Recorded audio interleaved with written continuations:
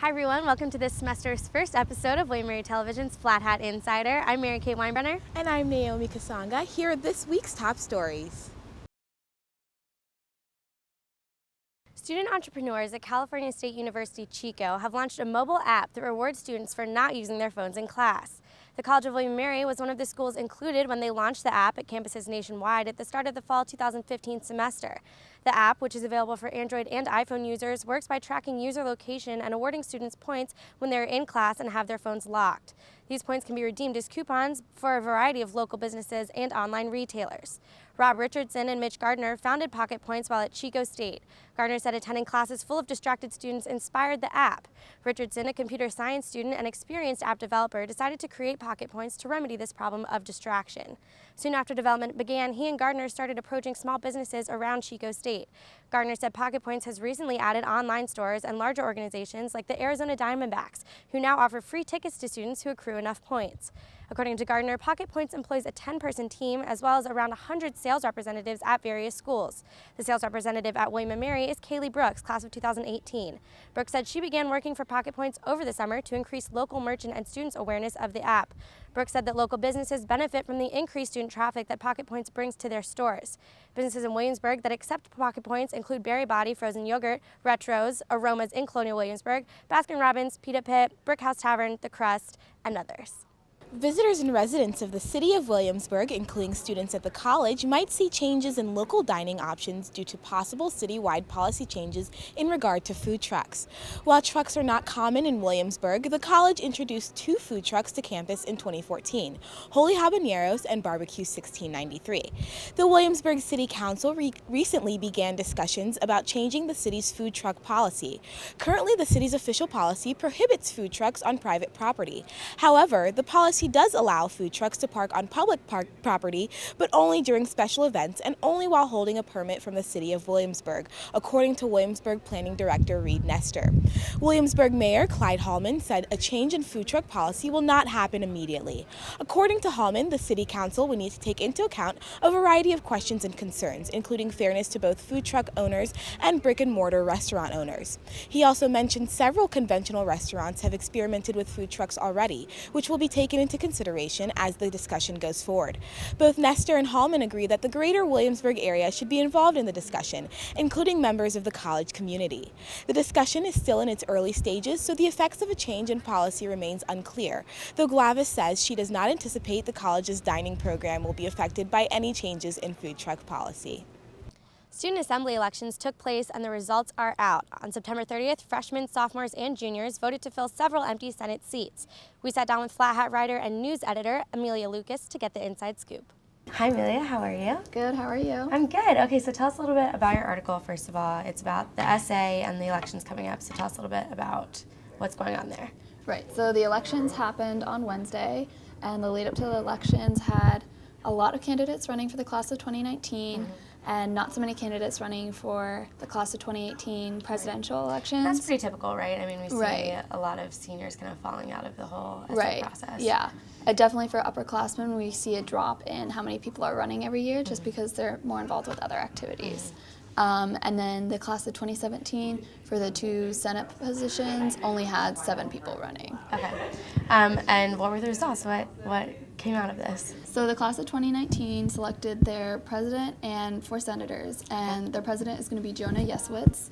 And then the class of 2018 filled their vacant spot for president with Laney Boyd. Okay. And the class of 2017 filled their 2 vacant senator spots with TJ Soroka and Daniel Sakira. Okay. And voter turnout was actually higher than in past elections. Oh, great. Yeah. So across the board, how does this compare to other essay elections that we've seen? Well, freshman elections had a greater turnout than in the past 4 years, so that shows that freshmen seem to be a lot more interested in voting, especially since there were a lot more candidates running this year. Okay.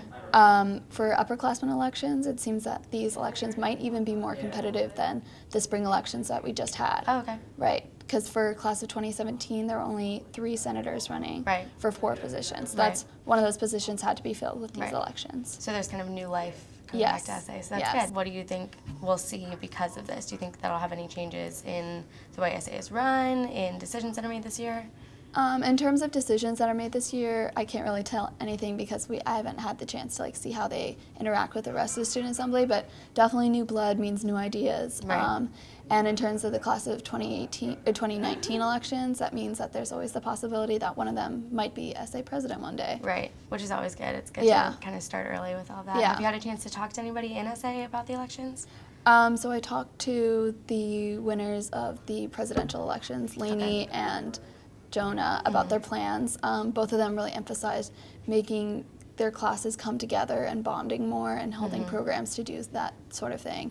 And I talked to Johanse Whitaker and Katie Pinkerton, the vice president and president, about how they feel about the SA elections, and they're very excited to have new people coming into the student assembly. Good. So I think a lot of us probably don't know exactly how SA works. I think we know that SA is a thing, but we don't really understand the structure of it. Can you give us a little bit of an idea? Okay, so at the top you have the executive branch, which has the president, the vice president, and then their cabinet members. And then you have the Senate. And the Senate is the one that makes like all the legislature. And they come up with bills every week, and they propose them, and they talk about them, and then they go over it in their committee meetings, which are held every Sunday. And then they, on Tuesday evenings is when they have their meetings, and they all come together and they discuss the bills and they pass them. Sometimes they pass resolutions too. So class presidents and senators have voting power in Senate. Class presidents now have the power of a senator, plus they have the added responsibilities of being a class president too. Okay. Yeah.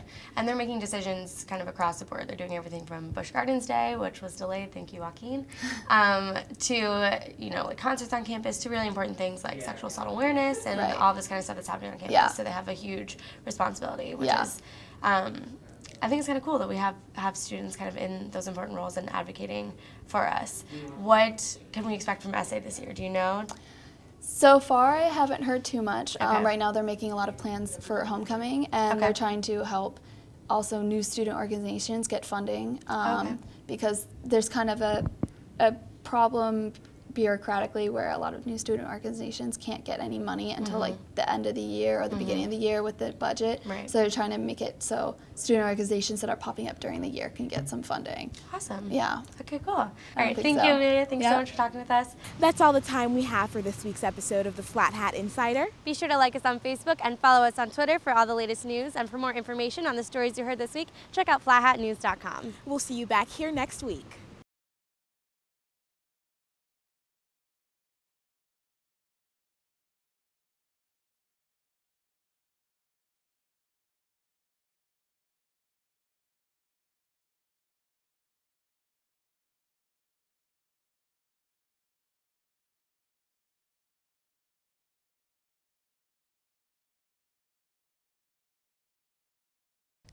And that's as good as it's gonna get.